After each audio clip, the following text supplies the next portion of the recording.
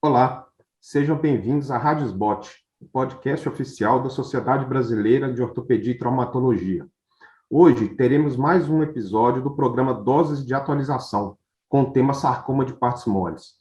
Eu sou o Dr. Luiz Eduardo Teixeira, professor da Universidade Federal de Minas Gerais, e eu vou conversar com o Dr. Edgar Engel, que é professor livre-docente da Faculdade de Medicina da USP Ribeirão Preto, e atual presidente da Associação Brasileira de Oncologia Ortopédica, e também com o Dr. Ricardo Becker, mestre, doutor e especialista em oncologia ortopédica e coordenador do Serviço de Oncologia Musculoesquelética do Hospital de Clínicas de Porto Alegre e do Hospital Moinhos de Vento. Bom, o nosso tema hoje será sobre sarcoma de partes moles. Para nós começarmos essa conversa, eu queria saber um pouquinho, Ricardo, o que é o sarcoma de partes moles? Qual que é a sua epidemiologia de uma maneira geral? Só para a gente se situar e em que é que nós vamos conversar. Olá a todos, um prazer estar aqui participando desse podcast, muito interessante, ainda mais com o Dr. Edgar, Dr. Luiz Eduardo, muito interessante. Do ponto de vista dos sarcomas de tecidos moles, né, uma entidade extremamente rara, mas que para nós, ortopedistas oncológicos, cirurgiões oncológicos, acaba sendo um pouco mais frequente. O sarcoma de tecidos moles, ele é, na verdade, uma neoplasia mesenquimal, que acaba tendo um certo grau de agressividade e costuma, pela própria iluminação, acomete músculo, fáscia, tecidos de origem musculoesquelética fora do osso. Do ponto de vista de epidemiologia, a gente sabe aí que o mais comum acabam sendo, mais ou menos isso é discutível, mas a ordem geralmente são os sarcomas pleomórficos de alto grau, os liposarcomas, os leiomiosarcomas, e algumas casuísticas colocam até o sinoviosarcoma antes do próprio leiomiosarcoma. Mais ou menos isso, assim, do ponto de vista de introdução. A gente sabe que se fala em torno de 4 a 5 casos a cada 100 mil por ano, mas isso não é casuística, não é epidemiologia nossa aqui, né, no Brasil. Isso, em geral, é americana e europeia. Edgar, ele é um tumor relativamente raro, mas as tumorações de tecidos moles são coisas muito comuns, os lipomas, os fibromas. Quando que nós vamos suspeitar de um sarcoma diante de uma tumoração de partes moles? Existe um protocolo, ele não é muito bem definido, ele não é muito universal, mas os tumores de partes moles, de uma forma geral, então incluindo as neoplasias malignas e as benignas, eles têm uma distribuição nas extremidades. Nós vamos nos restringir às extremidades, nós não vamos considerar os retroperitoneais, abdominais, cabeça e pescoço, também eles estão presentes, mas nós vamos nos restringir, então, às extremidades. Eles podem ser superficiais ou profundos. Quando os tumores são superficiais e menores do que 5 centímetros, o risco de se tratar de uma neoplasia maligna é menor do que 90%. Então, a gente acaba considerando, então, que os tumores pequenos e menores do que 5 centímetros e superficiais, então, provavelmente são tumores benignos. Quando a gente considera tumores profundos ou maiores do que 5 centímetros, aí já o risco sobe bastante, chegando a 40%, 50% de ter o risco de ser um tumor maligno. Então, como protocolo, o ideal é se basear nisso. Então, se for uma lesão benigna, nós podemos, superficial e menor que 5 centímetros, nós podemos fazer uma biópsia excisional, que a gente chama. Então, vai ser ressecado todo o material, toda a tumoração, de preferência sem provocar abertura, sem provocar contaminação, mas que o risco, então, é muito pequeno de ser maligno, e se for, todo esse material sempre tem que ser encaminhado para hematopatológico, e aí se confirmar um tumor maligno, e aí continua o tratamento como um tumor maligno. Nos casos de profundo ou maior do que 5 centímetros, então o ideal é fazer uma biópsia inicialmente, já para tentar identificar. Antes da biópsia, a gente costuma fazer um exame de imagem, e o mais indicado é a ressonância. É interessante notar o que significa superficial, o que significa profundo. Nós consideramos que o limite é justamente a face muscular. Então, ao fazer o exame clínico a pessoa tem uma tumoração e ela é móvel ao exame clínico, ela significa que ela está num nível mais superficial. Agora, se a gente pedir para o paciente contrair o músculo e ela continuar móvel, então quer dizer que ela está acima da fáscia, ela deve provavelmente subcutânea ou da pele, então certamente ela é superficial. Se a pessoa com o músculo contraído, a massa passa a ficar fixa, é sinal de que ela está aderida à fáscia muscular, e aí ela é considerada profunda. Ricardo, e se nós temos um tumor profundo, maior, que nós vamos fazer uma biópsia incisional? Qual a vantagem de fazer por agulha ou fazer aberto? Existe diferença para uma, para outra? Essa é uma questão interessante que a gente recebe, assim, frequentemente no consultório, pacientes já biopsiados. Mas quando o paciente não vem biopsiado para a gente, em geral, o que a gente, quando possível, realizar o procedimento por agulha. Existe uma questão discutível em relação a fazer biópsia aberta versus agulha, pela qualidade, pela quantidade de material. Eu deixo claro, assim, que na minha experiência e nos grandes centros que são centros de referência para oncologia ortopédica e tumores como sarcomas, a biópsia por agulha grossa, né, essas agulhas de 14 a 16 gauge, são suficientes para você conseguir uma amostra e ter uma ideia boa do diagnóstico. É claro que se você não consegue fechar o diagnóstico assim, é possível você fazer uma biópsia incisional com todos os cuidados possíveis e planejando já a incisão definitiva da cirurgia que será feita no futuro. Porque, como nós sabemos, os sarcomas de partes moles, o padrão ouro de tratamento é a cirurgia. Biópsias mal feitas, Luiz Eduardo, a gente sabe que acabam levando a resultados trágicos, seja do ponto de vista funcional, seja de prognóstico. Então, ideal, se possível, fazer por agulha, menor contaminação de compartimentos, consequentemente, um diagnóstico e uma função melhor para o paciente do que comparado à incisional. Excisionais, como o próprio Edgar falou, são as lesões benignas mais superficiais, que não é o que eu estou respondendo aqui agora, que são para lesões profundas. E com o diagnóstico firmado de sarcoma, quais os exames que nós precisamos pedir para fazer o estadiamento adequado dessa lesão? Então, isso é outro passo, né, o estadiamento que nós chamamos. Tá? É claro que a gente costuma dividir o estadiamento em dois, o estadiamento sistêmico e o estadiamento, ou seja, de outros órgãos, né, e o estadiamento local. Local, o exame que realmente mais nos ajuda, que tem maior sensibilidade e especificidade para a suspeição de um sarcoma e até mesmo para planejamento cirúrgico, é a ressonância nuclear magnética. Principalmente com contraste, tá? O contraste endovenoso, o famoso gadolino. Tomografia pode ser usada, mas acaba sendo mais para sarcomas de retroperitônio. Acaba que para extremidades ou até a pelve, onde a gente realmente atua mais como ortopedistas, acaba a ressonância sendo o melhor exame. Do ponto de vista sistêmico, é possível, geralmente, como nós sabemos, né, o maior risco de sarcomas em geral, de alto grau, é de mandar metástases para pulmão. E aí o melhor exame, sem dúvida, é uma tomografia com contraste do tórax. Claro que também pode ser feito um exame que hoje em dia é caro para alguns centros, mas que, se possível, lança a mão do PET-CT. O PET-CT também é muito importante para casos onde você quer ver resposta à quimioterapia de sarcoma de tecidos moles, que não é uma rotina em todos os centros, mas que ajuda, além do estadiamento, também ajuda para controle de resposta pós-químio, em alguns casos específicos. E você, Edgar?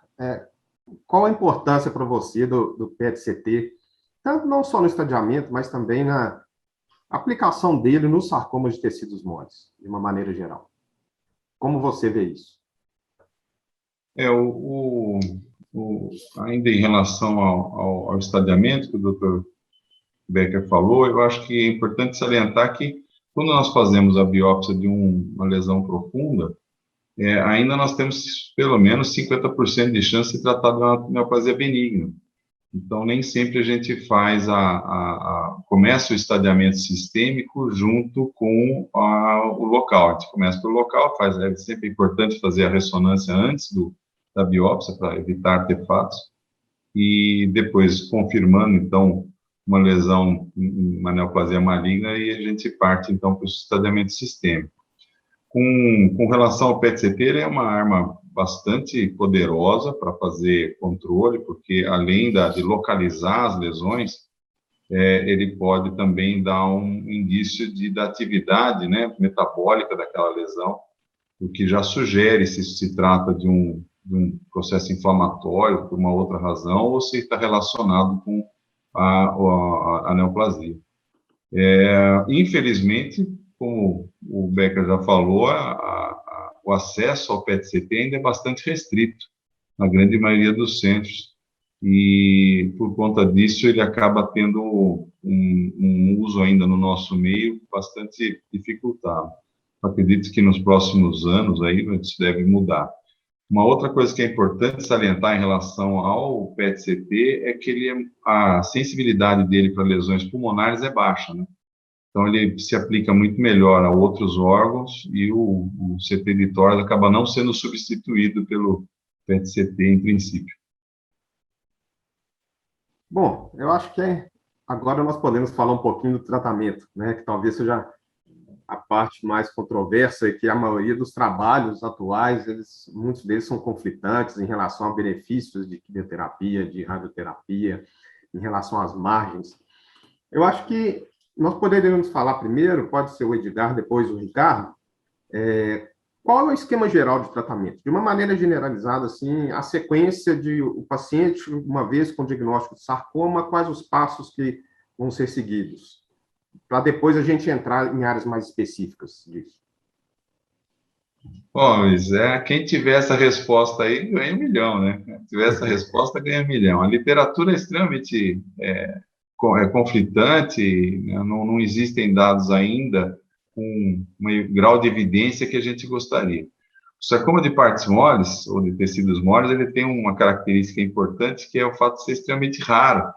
E quando a gente fala de sarcoma de tecidos moles, estamos falando com pelo menos 80 diagnósticos diferentes. Então, fazer um planejamento geral, que o que se fez até hoje para tratamento, talvez não seja adequado para todos os tipos de tumores. É exatamente isso que a literatura hoje está correndo atrás, tentando identificar diferenças entre os diversos tipos histológicos. Pelo número de casos que existem no mundo, isso ainda é muito difícil. Então, existem alguns blocos gerais assim de tratamento. O primeiro deles, que é o mais antigo, é começar pela cirurgia e depois partir, né, uma vez tendo o diagnóstico firmado, estadiamento, mas é fazer a cirurgia para depois partir para a quimioterapia. A quimioterapia ainda tem um resultado intermediário, digamos assim. Para alguns tumores é melhor, para outros é pior. Não se tem certeza que a quimioterapia tenha realmente um efeito sobre a neoplasia em alguns tipos de tumores, em algumas situações. Então, mesmo essa parte, ela fica, da quimioterapia, ela também é um pouco discutível. E existem um outro grupo de tratamento que preconiza a radioterapia de baixa dose previamente à cirurgia, ou até existem também trabalhos fazendo quimioterapia prévio à cirurgia, que a gente chama de quimioterapia neoadjuvante. Dá para ter uma ideia da resposta do tumor quando se faz a neoplasia, por outro lado, se retarda o início do tratamento. Então, existe uma balança que você pode pesar vantagens e desvantagens. Naqueles casos em que existe uma redução do tumor, aí é óbvio que o benefício é grande, porque a cirurgia é menos mutilante. Por outro lado, se não houver essa resposta, a gente acabou provocando um retardo do tratamento. Então, hoje isso é bastante discutível, quais são as vantagens e desvantagens, mas eu sinto que existe uma tendência para indicar a radioterapia neoadjuvante. O Dr. Becker até tem mais experiência nisso, a gente ainda prefere o tratamento cirúrgico inicial, para depois fazer a definição. O Dr. Becker tem experiência com a radioterapia neoadjuvante. Bom, o que eu posso falar em relação à radioterapia neoadjuvante? A gente tem feito praticamente em todos os casos. Eu não gosto de generalizar, assim, mas eu acredito que pacientes com tumor, pacientes de alto risco, ou seja, pacientes com tumores profundos, lesões grandes, né, lesões maiores do que 5 centímetros, profundas, óbvio, né, alto grau, são casos que têm um grande benefício, um grande benefício. Eu fico super preocupado com relação à resposta à radioterapia, nos nossos casos, que caso o paciente continue se queixando de dor, mesmo durante o tratamento com rádio ou após, porque aí você não sabe se isso é por questão inflamatória do dentro do tumor, pela resposta inflamatória pós-rádio, ou se realmente o tumor não respondeu e está crescendo.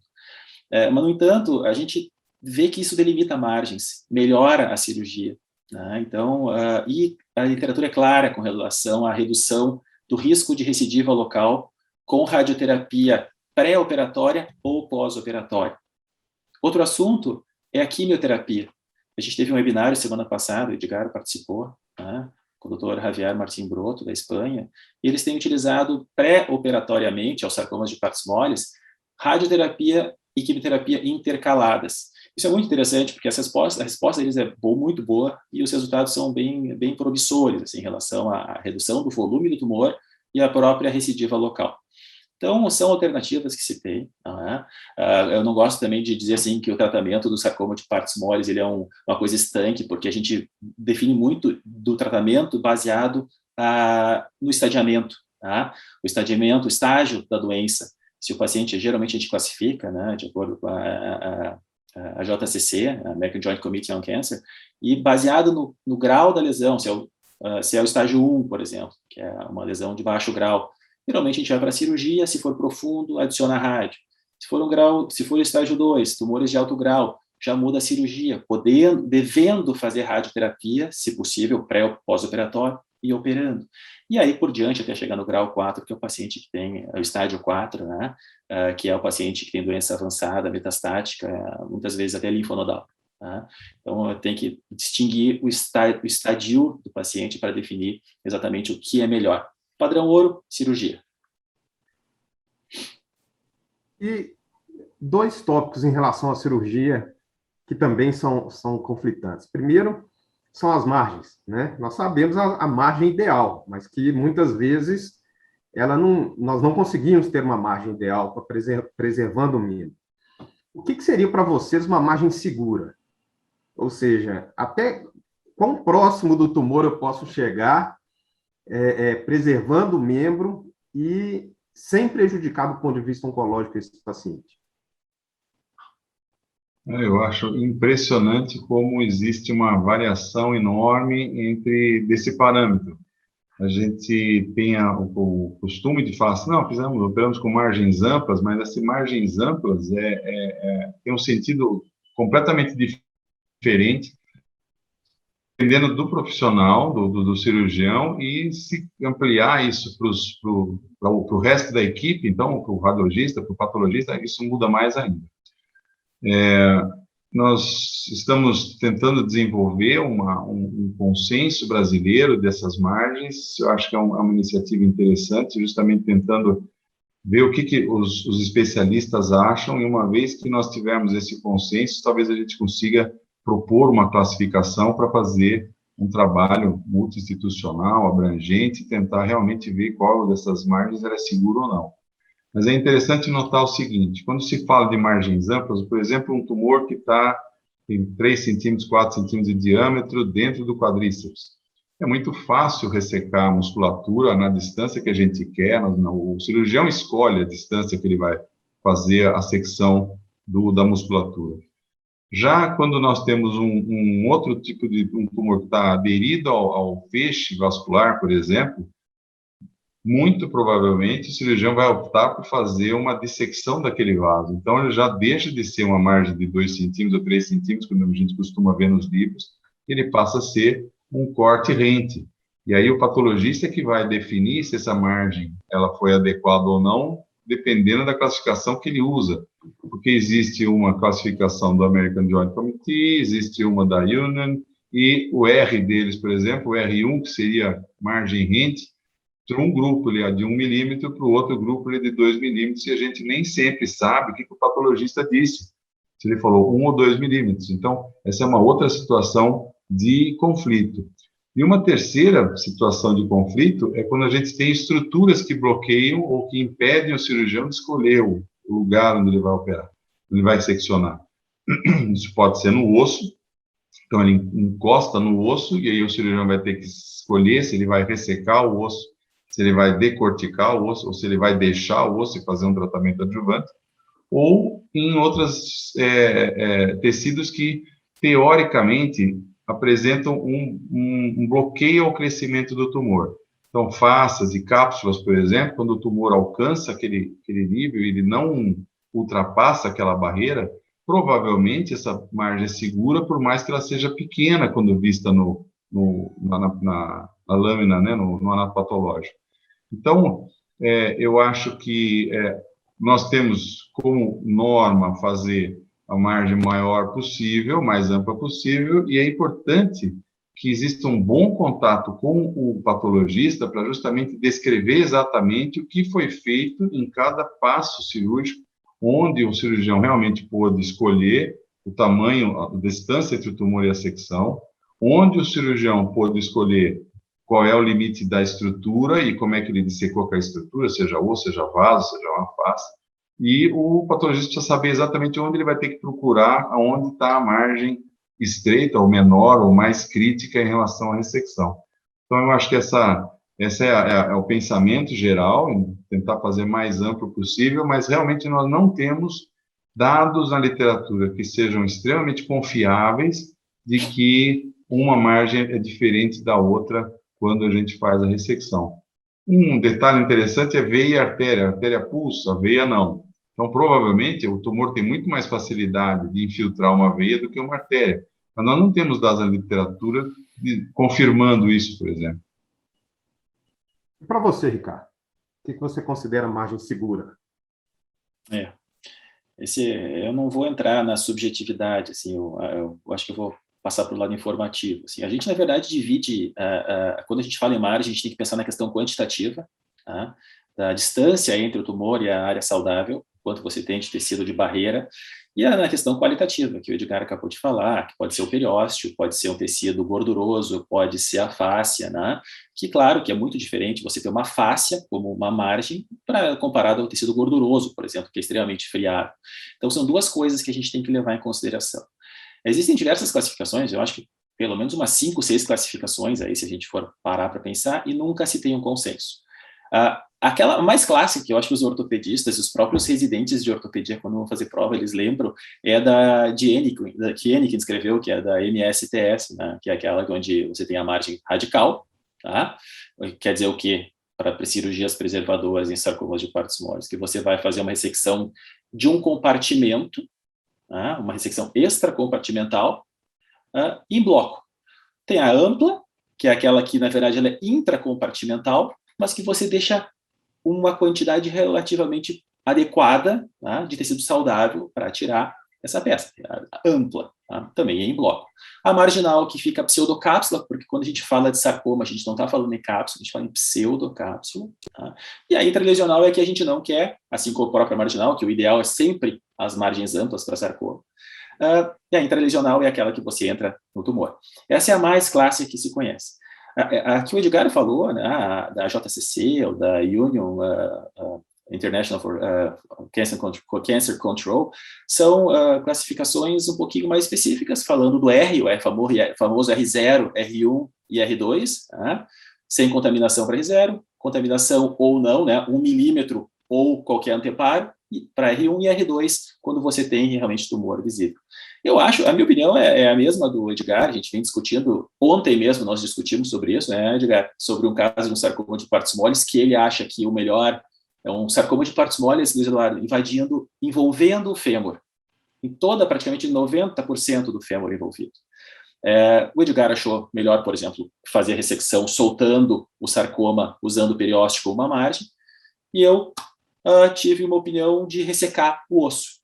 Eu conversei com um colega nosso, o Eduardo Ortiz, da Espanha, que teve uma outra opinião, ou seja, o consenso de margens ele é muito subjetivo, e isso a gente precisa seguir a ideia do Edgar de formar um consenso nacional aqui, para que a gente possa, talvez, identificar as melhores margens possíveis. E para finalizarmos, então, é saber como está o prognóstico desses tumores atualmente. qual que é a porcentagem de sobrevida em 5 anos com o tratamento que nós temos utilizado atualmente? O prognóstico é bastante variável, ele vai depender muito do tipo de tumor e do grau. Então, os tumores de baixo grau, geralmente têm uma evolução muito boa, enquanto que os tumores de maior grau, eles realmente têm um resultado pior. Outra coisa que influencia fortemente é a disseminação da doença. Então, os tumores primários sem disseminação têm um resultado melhor do que aqueles que têm uma disseminação geralmente para pulmão, mas mesmo para linfonodos e outros órgãos, ossos. Existem hoje pelo menos 2 aplicativos para isso, que podem ser adquiridos para se ter uma ideia de prognóstico, onde eles, inclusive, colocam os dados, dão o tumor, o grau, se há disseminação, qual foi feito o tratamento. E se a gente considera, então, os sarcomas de tecidos moles, de alto grau, sem disseminação, a gente vai contar mais ou menos com uma sobrevida de 5 anos de 50% a 60%. Ou seja, tem um espaço muito grande para essas novas terapias e isso está sendo testado de uma forma bastante intensa, no sentido de tentar identificar drogas novas que tenham um efeito melhor do que o que a gente está tendo hoje em dia. A gente percebe que nos sarcomas não tiveram a mesma resposta que outros tumores, né, que adenocarcinomas, por exemplo, pulmão, rim, bexiga, mama, que com essas novas drogas praticamente mudaram a história do tratamento. A gente ainda não está vivendo isso, mas lentamente acho que a gente tem uma tendência de melhora, sim. Existem alguns critérios que eu acho que são importantes, assim, em termos de prognóstico, que a gente tem que levar em consideração, né? A gente sabe que pacientes metastáticos acabam tendo uma sobrevida inferior a 30% em 10 anos com sarcomas de partes moles. A recidiva local é maior, como o Edgar falou, em cirurgias não planejadas, é uma coisa assustadora isso, tá? E o tamanho do tumor é importantíssimo. Tumores maiores do que 15 centímetros, para a gente ter uma ideia, tem um risco do paciente morrer de óbito pela doença 3,5 vezes maior do que quando comparados aos tumores menores do que 5 centímetros. Então, é muito, muito importante isso. Óbvio que a gente já está falando de margens, as margens são fundamentais também em termos prognósticos, né? Principalmente o que se refere à recidiva local. Pacientes acima de 60 anos têm um pior prognóstico, profundidade do tumor é outra característica que a gente tem que levar em consideração. E é impressionante assim, que a redução da sobrevida geral para cirurgias não planejadas chega a 29%. Ou seja, pacientes que têm uma cirurgia não planejada, em termos de prognóstico, têm uma sobrevida 29% inferior aos que tiveram uma cirurgia planejada. O risco de recidiva local, para pacientes com cirurgia não planejada, para sarcoma de partes moles, aumenta em 22%. Então, assim, tudo isso são fatores, né, que a gente precisa levar em consideração quando o paciente chega num centro que não é de referência. O que eu quero deixar de mensagem aqui, em termos de prognóstico, é que se você tem uma suspeita de um paciente com uma tumoração em tecidos moles, e pode ser um sarcoma, ou seja, uma tumoração principalmente maior do que 5 centímetros, encaminhe para um centro de referência, porque você vai estar ajudando demais esse paciente. Realmente essa informação é imprescindível, porque muda o prognóstico, muda o tratamento, muda a evolução do paciente. Eu gostaria de agradecer ao professor Edgar, ao doutor Ricardo, por essa ótima conversa, essa discussão muito enriquecedora, e aproveitar para falar que todas as edições estão disponíveis no site da sbot.org.br e também nas principais plataformas de streaming. Você acabou de ouvir mais um episódio da Rádio SBOT, podcast oficial da Sociedade Brasileira de Ortopedia e Traumatologia. Nos vemos no próximo episódio. Até lá!